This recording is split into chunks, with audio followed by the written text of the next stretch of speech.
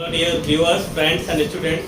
In this video lecture I am going to solve question number 2, part of question number 2 of exercise 3.5 chapter 3, class 10 CBSE Board Mathematics NCERT book. According to this question, for which value of k will the following pair of linear equations have no solution? कि given pair of equations का कोई solution नहीं होगा. तो इस type के question को करने के लिए सबसे पहले जो भी इक्वेशंस हमें प्रोवाइड हैं उनको आप स्टैंडर्ड फॉर्म में राइट कर लीजिए. जैसे पहला इक्वेशन है 3x plus y minus 1 equal to 0, क्योंकि 1 इधर आएगा नेगेटिव हो जाएगा. सेकेंड है 2k minus 1x plus k minus 1 y minus 2k plus 1 equal to 0, equation 2. इन दोनों इक्वेशंस को आपने स्टैंडर्ड फॉर्म में राइट कर दिया. इसके बाद आपसे कहा गया है कि गिवन सिस्टम ऑफ इक्वेशंस का कोई भी सलूशन नहीं है. हम लोग ऑलरेडी जानते हैं अगर एक इक्वेशन हमारे पास a1x b1y plus c1 equal to 0, next equation a2x b2y plus c2 equal to 0, ये दोनों इक्वेशन प्रोवाइड हैं. अगर a1 upon a2 equals b1 upon b2 not equal to c1 upon c2 है, तो इस कंडीशन में इनका ग्राफ कैसा आता है? पैरेलल लाइन आता है. और सोल्यूशन कैसा है? नो सोल्यूशन की कंडीशन है. इस केस में कोई भी सोल्यूशन नहीं होता है. यही कंडीशन हम लोगों को अप्लाई करनी है. ये आपको कंसेप्ट आपको ध्यान रखना है. ठीक है, तो यहाँ पर सबसे पहले क्या करेंगे? Comparing equation 1 with a1x plus b1y plus c1 equal to 0. 1 का स्टैंडर्ड फॉर्म से कंपेयर करेंगे तो हमें a1 का वैल्यू कितना ऑब्टेन होगा? 3, b1 का वैल्यू 1 ऑब्टेन होगा, c1 का वैल्यू -1 ऑब्टेन होगा. Comparing equation 2 with a2x b2y plus c2 equal to 0. Now a2 equal to 2k minus 1, b2 equal to k minus 1 and c2 equal to minus 2k plus 1.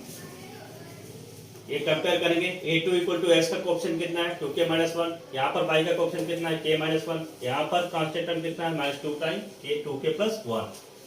Compare करने के बाद आपसे क्या कहा गया है? गिवन सिस्टम ऑफ इक्वेशन का कोई भी सलूशन नहीं है. Since given pair of equations have no solution, इनका कोई भी सलूशन नहीं है.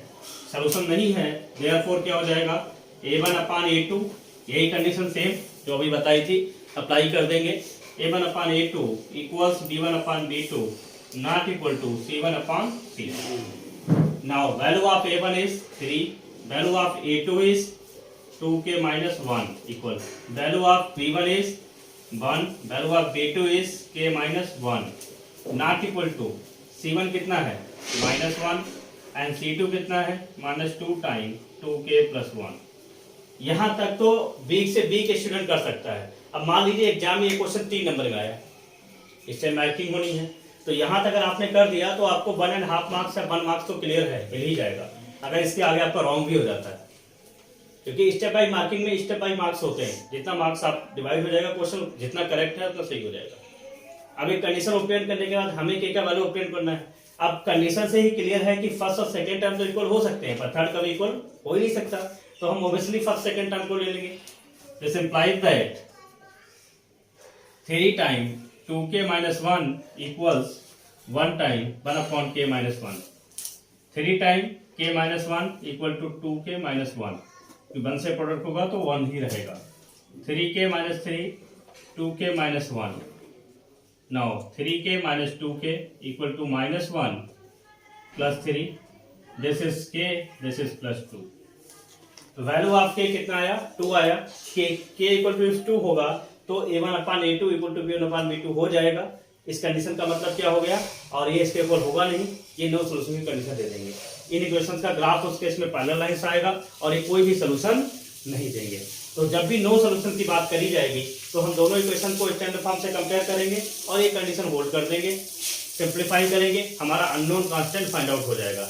ऐसे बहुत सारे क्वेश्चन हो सकते हैं, एक क्वेश्चन नहीं बहुत सारे क्वेश्चन हो सकते हैं और ये मेथड अप्लाई करके आप आसानी से सॉल्व कर सकते हैं. आई होप आपको क्वेश्चन समझ आया होगा. अगर चैनल अच्छा लगा है तो सब्सक्राइब करें. Thanks for watching.